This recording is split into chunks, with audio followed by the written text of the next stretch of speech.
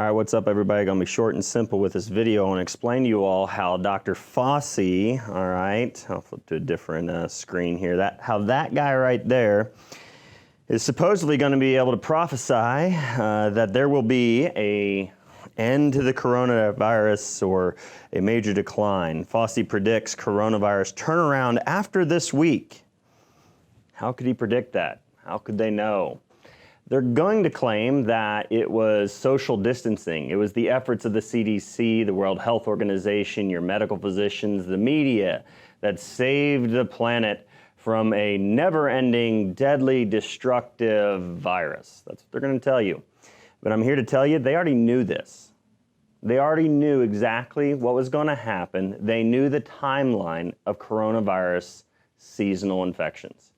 Because there was a study published in 2019, May of 2019, it's right here in front of you, longitudinal active sampling for respiratory viral infections across age groups. See, what they break down in this article, in this research study, is that respiratory viral infections are a major cause of morbidity, that's illness and mortality worldwide. That means respiratory viral, many different viruses, including coronavirus, are a major cause of severe illness and death every single year worldwide. However, the characteristic or the characterization is incomplete because prevalence estimates are based on syndromic surveillance data. So without actually knowing a background rate, then you never know whether a virus is seasonal, you never know whether a virus, how deadly it is, how many people die from it every year, because if you don't test for it in the general population, no one knows. So these researchers decided that they would go ahead and just test a general group of people, healthy individuals, on a weekly basis to establish, in essence, a background rate and an understanding the seasonality of several different, actually 18 different viruses they tested for. And we're going to go through those, and those are including influenza, parainfluenza, respiratory syncytial virus, para-influenza viruses, and the one and only coronavirus. So they did this in 214 individuals. In the state of New York City, what does current situation, how is that relevant, folks? New York City happens to be the central kind of hub, I guess, of coronavirus scare pandemic, or propagandemic, as I'd like to call it. I just found that ironic. It was in New York City. They did a study to figure out what's the seasonality of coronavirus. So they say that rhinovirus and coronavirus were the most frequently detected viruses. They say that respiratory viral infections are widespread among the general population, with the majority of individuals presenting with infections per year. The majority, children, were the principal source of respiratory viruses. So I wouldn't be surprised if Bill Gates comes out and says, we all need to stop having children because little kids are the source of so many infections. So just wait for the future, ladies and gentlemen. Here, let's give you a little bit more information from the study. Infection rates are based on specimens collected from patients seeking treatment, and thus specimens for that. But have you ever had your doctor test you for coronavirus before this year? No, you weren't. No one was. They tested for very few viral infections. In fact, they typically only test for a variety of influenza viruses. That's basically all they test for, occasionally strep as well. So surveillance overlooks the large part of the population who experience asymptomatic infections or choose not to see a doctor. All right, and they'll go through this. They estimated and they showed that rhinovirus, a virus that actually, if you looked at total mortality rates, total mortality, and number of people dying from pneumonia due to rhinovirus, it's actually more deadly than the flu. Not deadly in the sense that it's severity, but deadly in the sense that it's widespread. Rhinovirus is made up of 58 or 55% of the total infections per year, and coronavirus is made up 25%. So coronaviruses as a seasonal infection actually made up the vast majority of infections. We'll go through this here in a second. I'm going to show you the graphs here. Now, I'll point this out as we go through in just kind of a linear progress here and process. You'll see that the testing, test negative, so those entire bars on this graph are from October to a year is 2016 and into the spring of 2018. So they started in the fall of 2016 and they ended in the spring of 2018 in this weekly testing. Now there was a week here that they didn't test anybody, nobody turned in samples, and again, because people are less symptomatic, they don't feel like they need to, it's going into spring and summer, people are getting outside, having fun, now they're telling us to stay inside, which is like the worst thing you possibly do if you want to prevent illness in individuals. But you'll see testing goes up in the white. If it's white, it's negative. There's no actual infection, no virus detected in the nasal or airway passages of these individuals.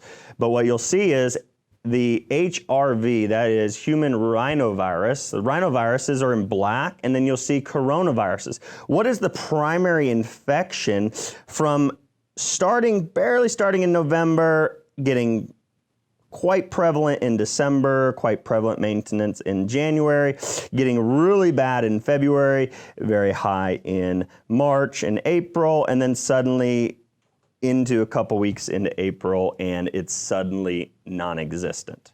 So now you'll see spikes on the next graph in April and May. You'll see one right here from this date here, and you'll see one right here in June. So this spike right here and this spike right here are due to the fact that it was basically rhinovirus being one of the primary only infections detected during that time that were seasonally. There was extremely few detections. Larger number of infections from November, starting in November, primarily hitting a higher peak in December and kind of staying level through December till March. And then the end of March, it's literally plummets to 0 in April. All right. So in essence, here is the coronavirus seasonality. This is what they knew in 2019. This study was done in New York City to evaluate these 18 viruses. What do they do on a yearly basis? And are they seasonal? And yes. So remember how Fauci's sitting there predicting also that we may be looking at a seasonal infection. Yeah, you knew that. You knew that already. The study was published in 2019 that proved that it was seasonal. You're not predicting anything. He knows the research. But what he's not disclosing to the American public is that they already knew this. What they want to do, these experts, they want to appear to be superhuman. They want to appear to be prophets to the religion of science. Somehow being able to tell you what's going to happen before it actually happens, but pay no attention to the man behind the curtain who did the research, and it was right there. You're not predicting anything. You're just telling us what you've already established with your science. So they knew it was seasonal. They knew it dropped off and literally ended in the first week of April. So we're here, and guess what we're going to see according to Fauci? He predicted it. No, he didn't predict it. We knew it. So anybody who had read this study could tell you what was going to happen. Now, let me explain how they're working this into their favor, and they're scaring the public. The majority of people in the population in the world never heard of coronavirus. The majority of people in the world never heard of, let's just go through them. Most people, most of my patients have never heard of rhinovirus. Most people have never heard of adenoviruses. Most people have never heard of para-influenza viruses. And they'd be like, oh, you mean like the flu? No, I meant para. Adeno, para, we got corona, we got RSV. There are moms and dads who've heard of RSV. Mind you, just as a precautionary word to those out there, they already came out with an RSV vaccine for infants, and they saw that it increased a susceptibility to death from RSV in animal studies, and they ignored that fact, kind of like they're ignoring that fact right now with past coronavirus research studies in animals that shows that the vaccine doesn't necessarily kill the animal, but when they become exposed to the virus in the future because of the abnormality of the immune response caused by the vaccination, when they become exposed to the virus in the future, they die at higher rates. They basically have a allergic type response rather than a cell-mediated, normal, healthy type immune response to the viral exposure. So they basically give you an allergy to the virus, and that's pretty bad.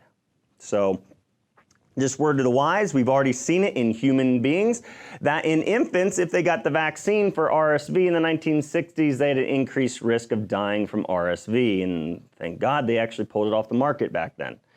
So we're seeing the exact same thing happen now.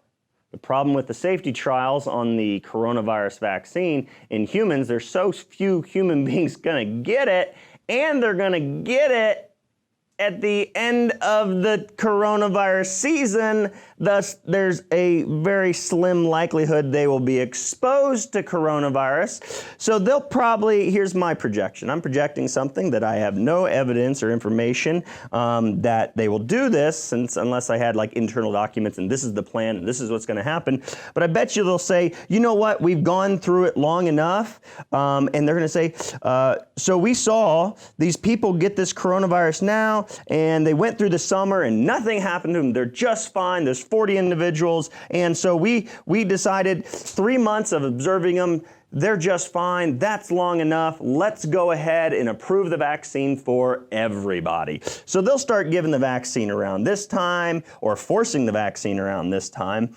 And then people are going to be exposed to the virus, and I would say bad news bears.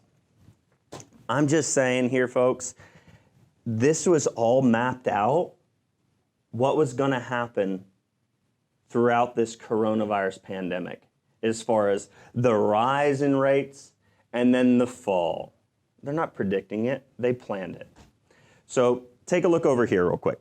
Ashley, I'll be able to probably pull this over so people can see it. Just make sure that people can see it. We good with everybody being able to see it? Okay, so in the study, it's in behind me, it's on my screen, almost all participants presenting with at least one viral infection per year. Remember that coronavirus made up in a seasonality, in the season, all right, from around late November, December on to ending in April. That seasonality in red here was basically the infection rate. We've already hit the peak, we're past the peak already, and we're on the downward decline. We're basically where every season they tested for coronavirus, it was already going to be eliminated in early April, all right? So 25% of the population typically got, 25% of the US population. Because of this study, we know that 25% of the US population would likely contract coronavirus in a time frame from November to the beginning of April.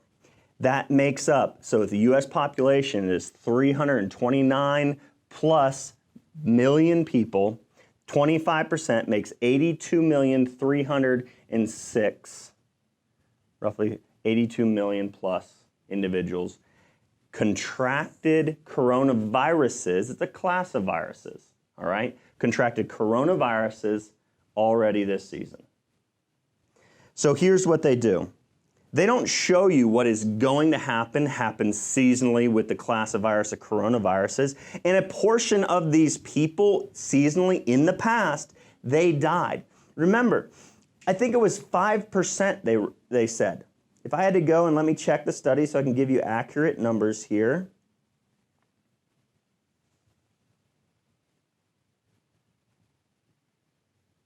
So influenza was estimated to affect roughly 5% of the total seasonal infections. 5%, folks, and that's in light blue. Can you put it up on the screen for them? In that light blue line, and that is typically roughly late December, goes up really quickly, and then ends in February. That is flu season, folks, all right? It's January to February. Right, it's basically just January. That's flu season. and that makes up 5% of the total respiratory infections, all right? 25% of the people getting sick in the fall to spring is coronavirus. The majority of people sick this fall to spring to today's date was because of coronaviruses. And they knew that.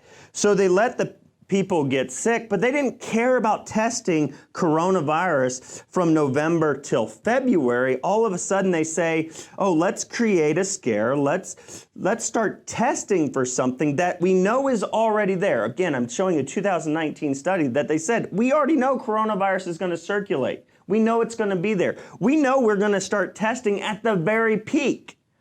So we'll start testing, we'll use these tests, and we'll only test the very severe cases in a hospital, so that what we can then do is say, we tested 10 people that were already in severe situations with pneumonia and severe illness, like the elderly, like the susceptible, like the cancer patients, all those individuals who are susceptible. Let's just test them, and then we can say, holy cow, 3 of those people died that we tested. It's a 30% mortality rate. Think about it. When they first started talking, their estimates of mortality rate were horrific. This sounded like the worst thing that ever hit humanity. And then now that they're actually testing, they're saying this is basically a mortality rate similar to the flu. If it's a mortality rate similar to the flu, guess what?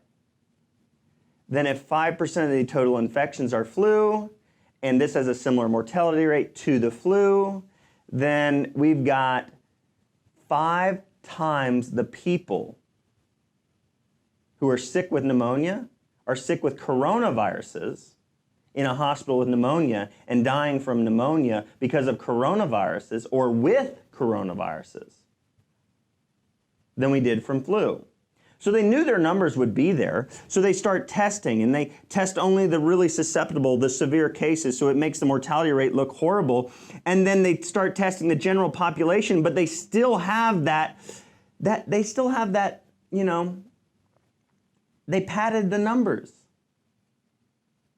with only testing severe cases. So they knew they could keep their statistics in their favor to keep scaring the public that this was a deadly virus. And they start testing, and they say, look at the rate, it's skyrocketing, it's spreading everywhere. No, it was already everywhere. You knew it would be everywhere. But see, they don't show you what they already knew was going to happen. Instead, all they show you is this right here. That's all they show you, what they're testing. They don't tell you that 25% of the world's population, the US population from this study, the New York City population was going to have the virus from November till April. And then Fauci's now saying that we're going to see this in the next week just plummet. We're going to see it. He is supposedly predicting, he's predicting coronavirus turnaround in this week. It always turns around in April. You knew that. You knew it already. So what they're going to say is we implemented right here, the end of March, we implemented a stay-at-home order. Everybody stay home. Nobody go anywhere. You can't even go to the park and play on a swing set, for God's sake. We need to arrest the father who's swinging his child on a park with nobody else around. As if it's a crime to be there with your family in the open air, but you can go home and sleep with your wife. And that would be technically, they should be able to go and arrest husbands and wives making love or giving hugs to their children and playing outside in their backyard because they're ignoring social distancing. You must stay 6 feet away from each other. Now we have police officers. And let me address that real quick. Here's something I want to say to all the police officers who think it's a good idea to hold up this law, to arrest people for freely traveling. You are violating the Constitution of the United States. And when you do that, you become an enemy of the United States people. That's what you become. You uphold the Constitution. You do not go out and enforce an unjust law. You do not arrest a father, handcuff him, put him in the back of a police car because he's playing and hanging out with his wife and child at a park. Look the article up. Folks, they start testing here, they quarantine here, stay-at-home orders, and then they're going to hit here, and oh, wait, testing just suddenly falls off, and no more pandemic. And who's going to get the credit? Because you didn't see this. This was nowhere to be, well, it was on PubMed. Again, everybody's got access to the article now. You can go and spread the word that they already knew exactly what was going to happen. They knew. Show the screen again. 2000. Right there. And this, I'm going to highlight, look at this. Right there. November, starting in November, ending in April. They knew that that was going to happen. But they're going to sit here, never show the world this. The study they already have. Go back to me, Ashley. All they're going to show people is their numbers and statistics. We're not in a pandemic, folks. We're in a propagandemic. They knew the numbers beforehand. They knew what would happen automatically. Without any quarantine, they knew exactly what was going to happen. They already knew that 5 times more people fall ill because of coronavirus every season.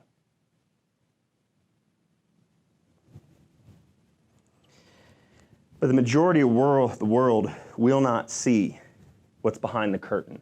The majority of the world will not see how they're playing us. You know what? Fauci's got a fiddle, and it's called America.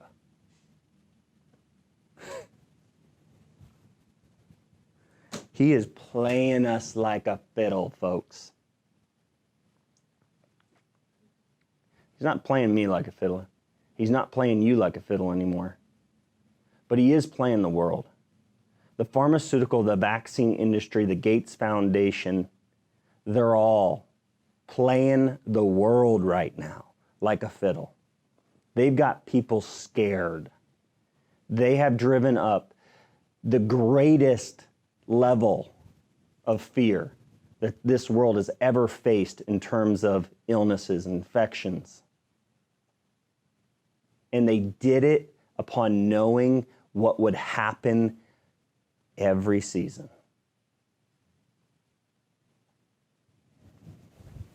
Folks, please get these articles, TWD, in the comments.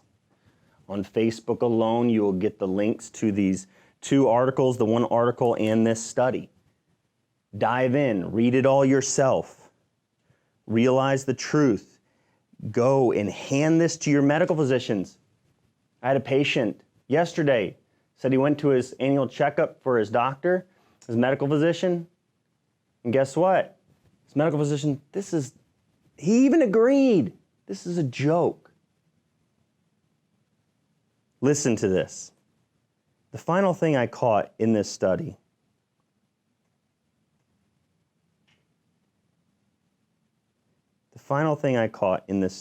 can you go to the screen, Ashley? Okay. Look at that, folks. They may be saying it, in essence, for different purposes. But what do you see there, folks? Such assessment of seasonality for different pathogens is important for planning vaccination and control strategies. You know what? I want to know what they meant by control strategies. Because what are they doing right now?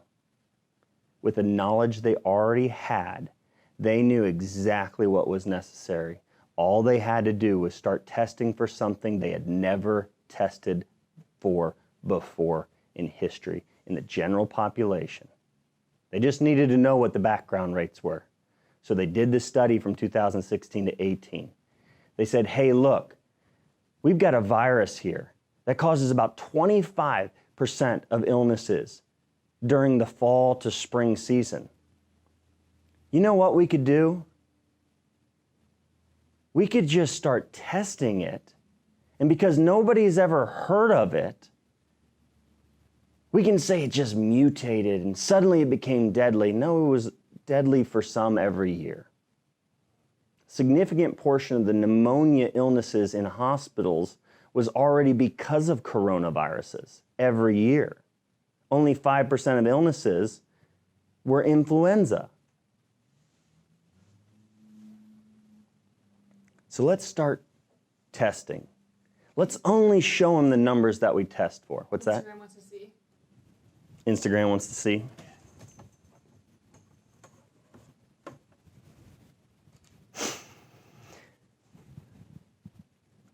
Such assessment and seasonality for different pathogens is important for planning, vaccination, and control strategies. Of course, in this research study, these authors probably want you to believe or believe themselves that they're doing this and gathering this information so that they can control pathogens. They're not going to control viruses. Man has been trying to control the environment, the weather, animals for a very long time. When man does that, he screws it up. Notice I didn't say women, because women don't screw anything up. So, control strategies, folks. Control strategies. That's what it comes down to. All right, share the truth. Don't just like it. It's the only way we save lives. I love you all. Spread this truth.